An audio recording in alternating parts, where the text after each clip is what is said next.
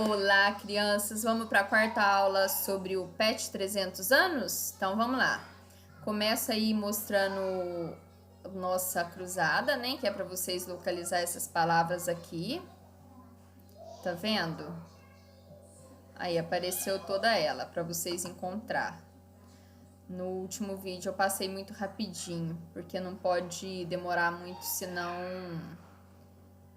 o vídeo fica muito extenso, eu não consigo publicar no YouTube. Aqui, ó, vamos contar quantas palavras vocês vão localizar? 1, 2, 3, 4, 5, 6, 7, 8, 9, 10, tá? A gente vai estudar hoje a população de Minas Gerais. Eu vou aumentar aqui o tamanho para ficar mais interessante para a gente estar lendo, né? 125%. Vamos lá, pôr aqui centralizado. Minas Gerais é o segundo estado mais populoso do Brasil, com cerca de 20 milhões de habitantes, segundo dados do Censo Demográfico de 2010. Destes, 53% se autodeclaram pardos e pretos. Pode-se dizer que em Minas Gerais a população é, em sua maioria, negra. Se reunidos os dados de autodeclaração, tá escrito errado aqui, ó, declaração, né?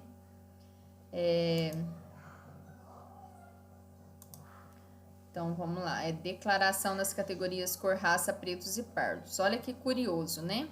As pessoas se autodeclaram muitos pardos e negros. Eu não imaginava que mais de 50% da nossa população se declarasse pardos e pretos. Então, olha que interessante, a gente vai estudar as comunidades tradicionais do nosso estado.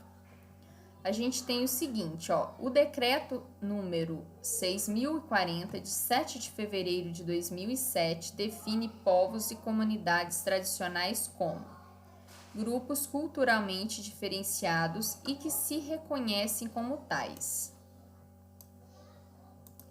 que possuem formas próprias de organização social, que ocupam e usam territórios e recursos naturais como condição para sua reprodução cultural, social, religiosa, ancestral e econômica, utilizando conhecimentos, inovações e práticas gerados e transmitidos pela tradição.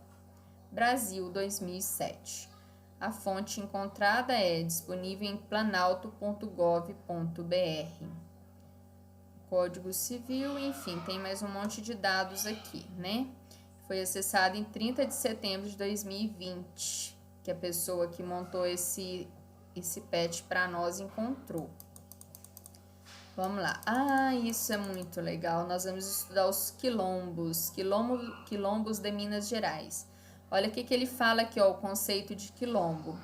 É um termo de origem bantu que significa acampamento guerreiro na floresta. Olha, que curioso.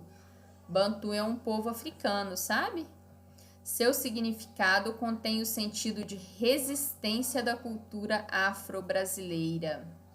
Os quilombos podem ser entendidos como espaços de resistência, de demarcação de território próprio, rurais ou urbanos, e de manutenção e reprodução dos modos de vida dos povos negros, descolando-se da ideia reducionista atrelada à fuga de negros escravizados. Então, o que eram os quilombos, né? Eles eram um pessoal negro que juntava num determinado ambiente para se proteger, né? Contra os maus tratos dos brancos, né? A população quilombola que vive em Minas Gerais é em grande parte oriunda do povo bantu, principalmente das regiões sul e sudeste do continente africano, conforme atestam os registros do Centro de Documentação Eloy Ferreira da Silva. Olha que interessante, né? Ele sabe até a origem do povo, dessa população quilombola, né? Eu achei muito interessante. Olha lá, ó, vamos voltar na origem do significado. quilombo significa acampamento guerreiro na floresta, né? Então demonstra assim, pessoas fortes, né? Organizadas, né? Muito bacana obter esse conhecimento, não é verdade? Aqui vai falar assim, ó, em articulação com outras entidades e movimentos quilombolas, o CDEFs iniciou em 2003 o projeto Quilombos Gerais com o objetivo de fomentar o processo identitário desses grupos e promover ações de cunho político participativo. O projeto colaborou para o aumento do reconhecimento de várias comunidades quilombolas existentes no estado, corroborando para sua certificação junto à Fundação Cultural Palmares. Olha que bacana, né? É muito importante a gente reconhecer, né, o povo quilombola. E aí ele fala assim, ó, a certificação junto à Fundação Cultural Palmares, órgão responsável pela emissão de certidão e inscrição dessas comunidades em cadastro geral, conforme o 4º parágrafo do artigo 3º do Decreto 4.887, de 20 de 11 de 2003. Então, tem toda uma documentação, né, que as comunidades quilombolas precisam seguir para ter sua certificação como comunidade quilombola.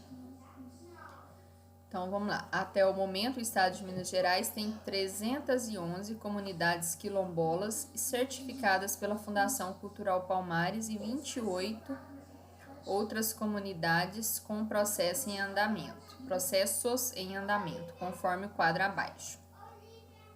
Certificação quilombola, ano de referência 2020. Olha só, comunidade certificada 311, comunidades com processo aberto. 7 está em análise técnica, 5 está aguardando visita técnica e 16 aguardando complementação de documentos.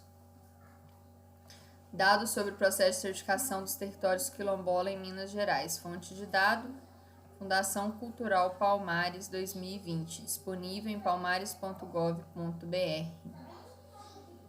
Teve um quilombo que chamava Quilombo dos Palmares, né?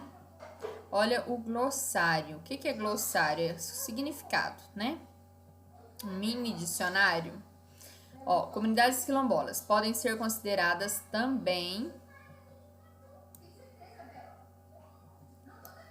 como grupos étnico-raciais segundo critérios de autoatribuição com trajetória histórica própria, dotados de relações territoriais específicas, com presunção de ancestralidade negra relacionada com a resistência à opressão histórica sofrida.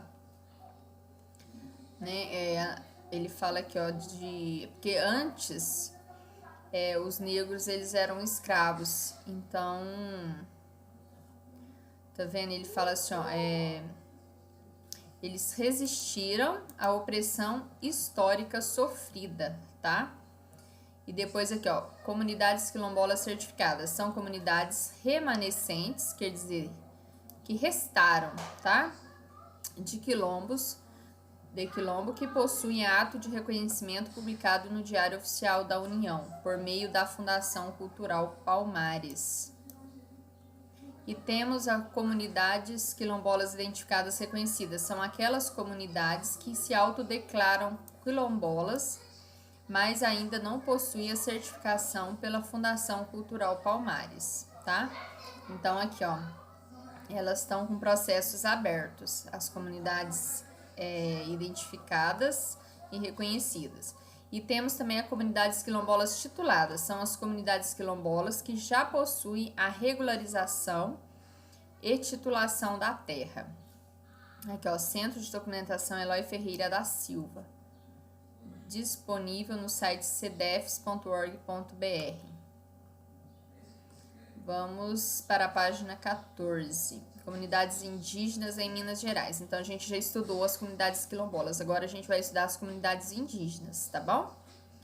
De acordo com Eduardo de Castro, pesquisador e professor de antropologia do Museu Nacional da Universidade Federal do Rio de Janeiro, as comunidades indígenas são caracterizadas por relações de parentesco ou vizinhança entre seus membros, que mantêm laços histórico-culturais com as organizações sociais indígenas pré-colombianas. Olha que interessante, né? No ano de 2017, pré-colombiana significa antes de Colombo, porque Colombo descobriu o Brasil, né? Deixa eu afastar um pouco. Então, vamos lá. No ano de 2017, conforme registros do Centro de Documentação Eloy Ferreira da Silva, CEDEFES, havia cerca de 15 mil indígenas aldeados, além de um contingente significativo vivendo nos centros urbanos de Minas Gerais. Esses dados cadastrais apontam também para o registro das seguintes etnias indígenas no estado. Então, vamos lá. Temos as etnias Aranã, Catuauá-Araxás, Caxixó, Quiriri, Krenak, Machacali, Mupurim, Pancararu, Pataxó, Pataxó-Anai, Puris, Tuxá, Chacriabá, Chucuru, Cariri. Olha que bacana, né? São 3, 6, 7, são 14 etnias. As culturas indígenas têm suas características e especificidades, sendo de fundamental importância o respeito a seus conhecimentos tradicionais, ao notório saber, à relação da comunidade com o território, suas práticas socioculturais e religiosas, processos e métodos próprios de ensino e aprendizagem. Um evento importante para demarcar a identidade desses povos tradicionais são os Jogos Indígenas, que em Minas Gerais são idealizados pelo Conselho dos Povos Indígenas do Estado de Minas Gerais, COPING. Os Jogos Indígenas constituem um instrumento de fortalecimento da identidade das culturas tradicionais, promovendo o encontro e a articulação entre as diversas comunidades por meio do estímulo dos valores originais e do intercâmbio entre as etnias. A programação dos Jogos dos Povos Indígenas de Minas Gerais conta com várias modalidades esportivas, dentre elas, Corrida do Maracá. Consiste numa corrida na qual participam no mínimo 10 atletas, sendo disputada nas categorias masculina e feminina. Na categoria masculina, o percurso da corrida é de 100 metros. Após percorrer essa distância, cada competidor repassa o maracá para seu companheiro de equipe, que fará o mesmo percurso Na categoria feminina, a corrida será de 50 metros, sendo 25 metros de ida e 25 metros de volta. É considerada campeã a equipe que completar o percurso no menor tempo. Lembrando que não é permitido que o maracá caia durante a competição. Então, vamos lá. O arco e a flecha é uma modalidade esportiva disputada nas categorias masculina e feminina. A atividade consiste na montagem de um alvo localizado entre 15 e 30 metros de distância dos competidores. A disputa ocorre entre equipes de 3 participantes, sendo considerada campeã aquela que acertar o alvo mais vezes em 3 chances. Cabo de guerra. Consiste numa disputa entre equipes de 10 participantes, na qual cada uma puxa um lado da corda, buscando arrastar a equipe adversária até o seu campo. O bodoque consiste em acertar um alvo a 15 metros de distância do competidor. São 3 chances de acerto. Caso haja vários acertos, os competidores continuarão a jogar até que apenas um acerte o alvo, sendo o vencedor. As equipes são compostas por 3 participantes. Tá vendo, ó? Referência ao Conselho Nacional de Secretários de Educação, 5ª edição dos Jogos dos Povos Indígenas de Minas Gerais. Amanhã nós vamos estudar povos ciganos em Minas Gerais. Tchau, gente. Com Deus.